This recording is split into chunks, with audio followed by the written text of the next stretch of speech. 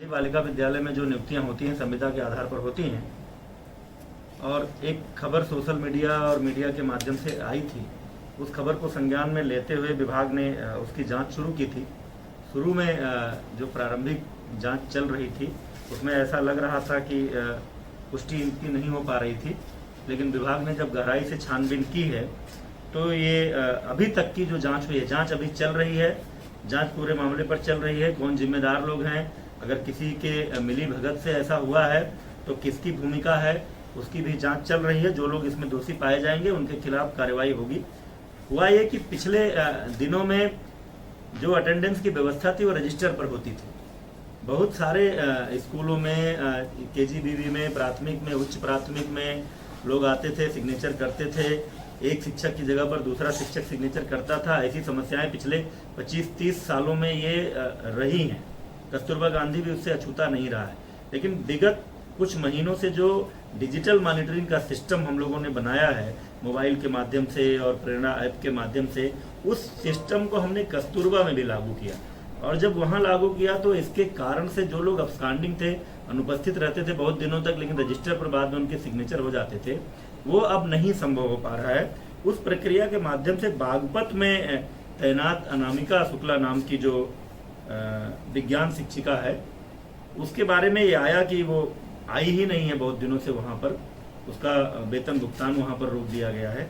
लेकिन इस बीच में ये खबर आई सोशल मीडिया में और मीडिया में आप सब लोगों के माध्यम से कि 25 जगहों की बात आई कि ये शिक्षिका 25 जगहों पर तैनात है।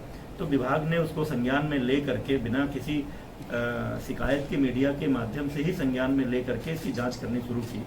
और अभी तक अद्यतन हमारे महानिदेशक स्कूल शिक्षा विजय किरण आनंद जी बैठे हैं हमारे साथ। अद्यतन जो अभी तक जानकारी हमारे सामने आई है उसमें ये निकल कर आया है कि बागपत में इसके अलावा इसके अभिलेख पर किसी अनामिका शुक्ला के अभिलेखों का इस्तेमाल करते हुए अलग अलग शिक्षिकाएं अलीगढ़, अमेठी, सहारनपुर और अंबेडकर नगर, इन 4 जगहों पर इसी अभिलेख के आधार पर तैनाती हुई है। जिसमें अलीगढ़ में अब तक 93,530 रुपये का, अमेठी में 68,200 रुपये का और सहारनपुर में 1,16,300 रुपये का और अंबेडकर नगर में 2,31,331 रुपये का, लगभग 5 लाख के आसपास की राशि निकाली गई है इस अभिलेख का उपयोग करते हुए जो लोग वहां पर भर्ती थे।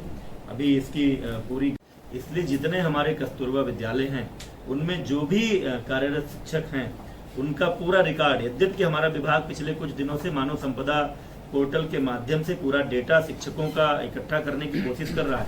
और उस डेटा का आपने देखा है, ये जग जाहिर है कि पिछले सरकारों के समय में आपने देखा है बेसिक शिक्षा में किस तरह से फर्जी शिक्षकों की भर्तियां हुई। जब से उत्तर प्रदेश में योगी सरकार आई उनकी जांच हुई, SIT भी जांच कर रही है, STF भी जांच कर रही है। जैसे जैसे प्रमाणित होता है कि वो फर्जी हैं, हम उनको बर्खास्त करने की कार्रवाई भी कर रहे हैं। और बहुत सारे ऐसे तकनीकी उपाय विभाग ने इधर के कुछ महीनों में किए हैं जिससे ये चीजें पकड़ में आ रही हैं। अभी मानव संपदा पोर्टल का इस्तेमाल करके हम सारे शिक्षकों का डेटा इसीलिए उस पोर्टल पर ले रहे हैं कि कहीं भी कोई एक डेटा अगर 2 जगह पर फीड होगा तो हमारे पकड़ में आ जाएगा। लेकिन अभी ये घटना आई है तो निश्चित रूप से सारे कस्तूरबा में जितने भी हमारे अध्यापक कार्यरत हैं उनकी जांच कराएंगे कहीं, ताकि कहीं कोई इस तरह का और भी मामला हुआ तो पकड़ में आए। और जिनको भी निगरानी करनी चाहिए थी, जिनकी भी जिम्मेदारी थी इन मामलों को लेकर, उनके खिलाफ जांच के आधार पर कार्रवाई करें। इसकी पूरी गहन जांच करा रहे हैं और इस जांच के आधार पर जिन लोगों ने दूसरे का अभिलेख लगा करके नौकरी की है उनके खिलाफ भी FIR दर्ज करने का आदेश कर दिया गया है।